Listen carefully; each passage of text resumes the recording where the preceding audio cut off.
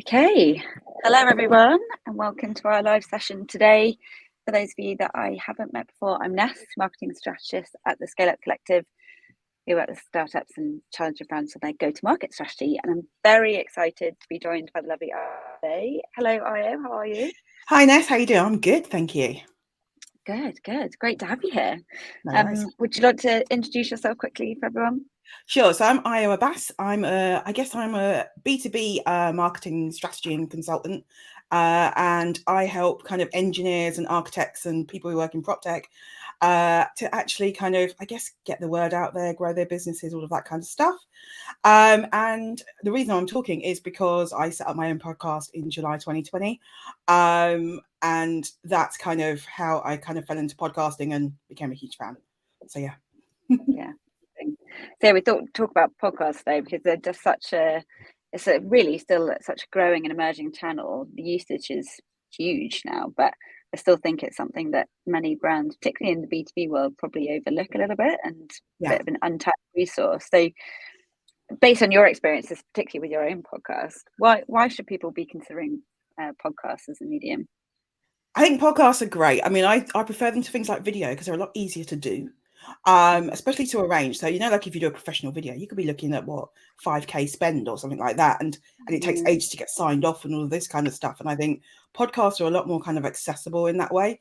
And there's a really low barrier to entry. So, you could literally just buy a mic, or you even just use existing headphones and mics you already have from a mobile phone and you can get going. Or you could even just record on your phone. So I think it's a lot more accessible in that way. But also I kind of think, I think people think they're a lot more complex to do than they actually are. So I kind of see it as another piece of marketing content. And then you structure it in the same way and you do all the kind of same stuff that you do. I think that's it. And the other thing is, like you said, it's a growing channel. So there's 2 million podcasts on Apple at the moment, of which 750K are active. Exactly. So when you start thinking of it in kind of the numbers, you're like, that's a much bigger opportunity to make an impact than you would get, for example, in websites or blogs that are so totally oversaturated. So I think, the opportunity is definitely there. Yeah, absolutely. And I think about just the way, I mean, even when I think about myself, my own consumption patterns and how they've changed, listening to podcasts is so much more baked into my routine now because it's something you can do whilst doing other things, while you're commuting, while you're going for your daily lockdown walks. That's where my love for podcasts developed, was on those walks around the local park. Exactly. But I actually got into it when I found out I was pregnant, because it was like I learned about motherhood on podcasts. I didn't know about babies. So I think there's that whole thing of you can do that. And then obviously when I had my son, it was like midnight feeds. It was great. I could just listen. So that's how I kind of fell into it and fell in love with the medium. Yeah, and I think one of the things you just said before, which I think is a really good point, is that sort of accessibility piece of it's much easier to actually produce than something like video. It's also not everybody's terribly confident setting in front of a camera and remembering lines and that sort of thing. But with a podcast, you can just really be yourself, can't you? Because you're just share, you don't have to worry about kind of how you're looking and presenting yourselves or being any fancy backdrops or anything. You can just kind of talk freely. Exactly. And I think that's it. That accessibility piece is huge. And also, I just kind of think, and cost wise, I mean, it costs, it's a really low cost thing you can do. And I kind of think actually it's just there. It's there for people to do and to build better communities. And also, I think that whole thing about repurposing, and you can repurpose it into other areas. So you can take the transcript and use it as a blog, which is what you guys do from your LinkedIn Lives, for example, but you can do the same from a podcast. So again, that can be your hero piece of content that you kind of use and repurpose everywhere. So I think there's that whole kind of, it's there for the taking. Yeah, absolutely. And I suppose in some sense, actually creating your own podcast series might seem like a pretty reasonable undertaking for some businesses. But you talk quite a lot, don't you, about actually also featuring on other people's podcasts. There's also a really interesting kind of opportunity for startups and businesses to start finding new audiences. Yeah, and I think if you kind of want to explore the option of podcasting rather than doing your own, which actually is a bigger commitment, going on others and actually finding out and trying and seeing if you actually like it, I think that's, and then also you can see what impact a podcast will have. And I think that's a good way of kind of growing your audience, and also you tap into that other person's audience as well. So I think there's a number of things that you can do where it's just more a case of, actually, if I go on someone else's podcast, I can still get my message out there without the hassle. It really is. And I really do think that's a good way to start for people. And then you can kind of just test the waters and see what's going on. So yeah, I think podcasting and starting off on as just being interviewed, I think it gets you going, you know, and you can spread your word, and also you build relationships with the host and things like that. So I think that's a really kind of good thing. And also it helps to position you as a thought leader as well, I think. So you can get your message out and what you do and what you stand for. Yeah, I certainly think that's a really good point, and we sort of often talk about it as dancing on other people's dance floors, in terms of there are plenty of brilliant people out there with great podcasts who already have an audience that will have, you know, you might want to tap into, and it's a great way to start, particularly in the early days when you're really focusing on building your audience. And it's a great way to get in front of the right people. And also, you can think about it, if they've got like a whole week, if they've got a weekly schedule or something like that, that's a lot of guests to get on. So actually, you pitching to them with a great story and everything else, and coming to them and with a good pitch, though, not a rubbish pitch. But like, if you do that, I mean, you could actually be helping them and saving them time. So it's a win-win, right? Yeah, exactly. And I think I was having this conversation with someone the other day actually about this, which is, and actually we talk about this internally with our, you know, for ourselves at Scale Up, looking at doing kind of more podcast interviews and things. And actually often really you just have to, asking is the first step, right? People aren't going to necessarily come to you, particularly if you're a new business, and be like, can we feature on our podcast? But like you say, they have a schedule to fill. They're looking to speak to interesting people with interesting stories. And actually just taking that first step and looking at what other podcasts out there, who's running them, and building that list of people you might want to start approaching. But I mean, I think the one thing is always make sure you listen to it, because like I've listened to podcasts before with people, and you know when it's quite obvious they've never listened to the show.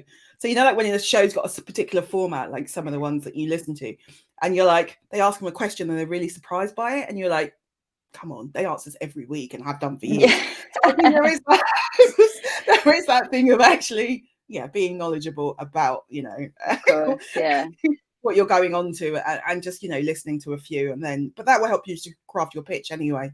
So I think, you know, that kind of helps you to kind of go, no, oh, you talk about this, and, you know, I really enjoyed this episode. So I think it's just kind of, I guess it's like a press pitch in a way.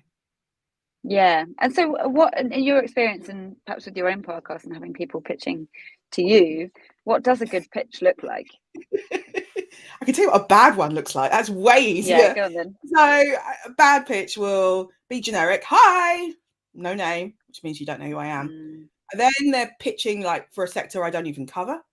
They're saying, I've got the best speaker in the world who speaks to SMEs about, I don't know, something like, you know, finance. It's like, it's got nothing to do with the show. So I think it's quite obvious when it's just a generic pitch like that. So what normally would stop me in my tracks would be someone approaching me and actually have said, you know, I really enjoyed your episode with Chris Moore or something like that, and actually tailoring it to that, because, and then going in and I think I could fit your bill for your interview guest because I'm similar to the, and I think it's just tying it into my show, because then I feel like, listen then, because I think otherwise quite often people don't, and it comes across. Yeah, and I think with, I suppose across the board, there's a point here which is like authenticity as well, which is like, you know, you've really got to, whether you're doing your own podcast or you're trying to talk to others, people will see through very thinly veiled attempts to, you know, just exploit a medium for the sake of it, versus having a real kind of considered approach, really feeling and understanding like it's the right thing to do, and clearly being able to communicate that. Because I think particularly if you're looking to be featured on other people's podcasts, you've got to give them the reasons why you're a good choice, right? And get them excited about the opportunity of having you feature. Completely. And that's exactly it. You've got to give them the reasons to want to pick you, right? And that's like any pitch. It's any pitch, whether it's to an investor or whatever. I think that's the thing. I think it's still the same principles that you have for a good marketing pitch. It's exactly the same, right? Yeah, totally. And in terms of going back to kind of podcasts as a whole, if people are considering you know, developing their own series, what do you think makes a good podcast? Are there any kind of common traits that people. I always think podcast is about sound, right? And so you Mm. want good sound, and that doesn't have to be expensive, but good sound is a mic and headphones and being somewhere quiet. And I think that's the basics, and that's what you would expect, really, isn't it? Is if it's a horrible listening experience, I'm less likely to bother listening. And I think, you know, you can with those three things, I think, you know, you're well on your way. But I think sound is probably the most important part with a podcast. Yeah. And then I guess it's the rest about structure, how you structure in the overall episodes. Are you helping the listener to kind of be able to navigate your podcast? Are you signposting them what you need them to do or where you need them to go next? So I think it's the basic, I guess, content principles when you do a piece anyway, but it's the same kind of structure. So, I mean, to be honest, one of the reasons I like podcasting is I've just kind of applied what I do in marketing to it in a way. Yeah. Yeah, absolutely. And that's a good point about the sound quality, actually, because I've listened to a few podcasts and actually I think it was yesterday I was listening to one of the classic Stephen Bartlett ones, and they had a problem with the sound on it. And the Mel C one, right? The Mel C one. Yeah. They lost the he lost his hard drive. Her mic. And you could tell the difference, couldn't you? Yeah, exactly. And it really crystallized that point for me of, you take for granted that the good ones you hear, that they're just like, that's just how podcasts are. They're just good. You're talking to any mic and it'll be good quality, but actually it's a really important element of the whole piece. But they lost the audio track. That was what it was, wasn't it? It was on the hard drive and they lost. But did you notice at the start when he sort of introduced it and he said, it won't be happening again? Yeah, he did like a whole monologue at the front apologizing for it. You and I was just thinking, be the person who lost that. Yeah. Crazy. And maybe let's talk again in the context of your experience of running your own podcast. Yeah. What are the things you like? Because recording a podcast is one thing. Getting people to listen to it is the next challenge, right? What are some of the things that you found have worked well in terms of like building that audience and listeners? So I think the stuff that's worked well is helping others to help you. So that's what I always do. So I'm like, how do I make it easy for my guests to share what I'm doing, right, and to share their episodes? So I create social assets for social media. So, you know, like audiograms, you know, quotes, all of that stuff. I create all of that, and I make sure that once that episode goes live, I share it with the guest who was on and say, if you don't mind sharing, because I always think, make it as easy as possible for people to help you. So I say when it's going live, and I give them the link to share, you know, to the links back to the episode and things like that. So I make it as easy as possible for my guests to share, because then again, that's about collaboration, community, building, you know, tapping into their network. And I think the other thing is repetition. Like the amount of people and the amount of times I posted about my podcast over the years, people who've known me for years ago, oh, you've got a podcast. So again, it's that whole marketing message and getting it out there and being consistent and talking about it. And I guess, you might think everyone knows, but not everyone knows. So I think it's that usual thing about that marketing message of just keep hanging on about it. Yeah, keep it going. Yeah, it's like it's probably one of the hardest like marketing lessons, I'd say, because I feel like even I fall into this trap, even as a marketer, of feeling like you're just repeating yourself, but actually you forget that you're competing. Every message you put out is competing with lots of other things. People aren't necessarily got their eyeballs all over you and remember everything you say, so it's okay to keep pushing it. And as you say, consistency is just absolutely paramount. Yeah, and I always kind of say, I think a big part of marketing is actually saying the same thing over and over again, but in a slightly different way. Right? Finding hundreds of ways to say the same thing. Same, but different. But yeah, it is, and that's kind of that's it. And I think it's just sharing that. And also, I think the other thing about podcasts is there's longevity. So even though you've had that episode before, you can reshare it, talk about it in different ways and things like that. I don't do that much, but I'm going to start doing that more going forward, to be honest. So I think those are kind of ways to push it. I've not tried anything like ads or anything really, so it's more around that and sharing it with my networks. Yeah. And do you tend to build your podcast series around particular sort of themes or kind of like topics to also? No, I kind of don't. I haven't done themes or topics. I've seen people do that. My approach more is if it's someone whose marketing I really like, then I approach them. That is really That's it. And it's obviously going to be someone in the space that I work in. So they're architects, they're engineers, or consultants, or people whose stuff I really like. And that's it. And that's like, right, I like your stuff. Will you like to come on and talk about how you're doing it? That's my premise. It's not that scientific, admittedly. But yeah, and generally most of people I get on are from the industry I kind of specialize in. So yeah. Yeah. And what are some of the ways that you then reuse and kind of repurpose that podcast after it's been created? So I think probably the way I kind of reuse it is I use them for LinkedIn posts, for example. So I probably will get over a 2-week period, probably 3 or 4 LinkedIn posts on it, spread out across a kind of 2-week period.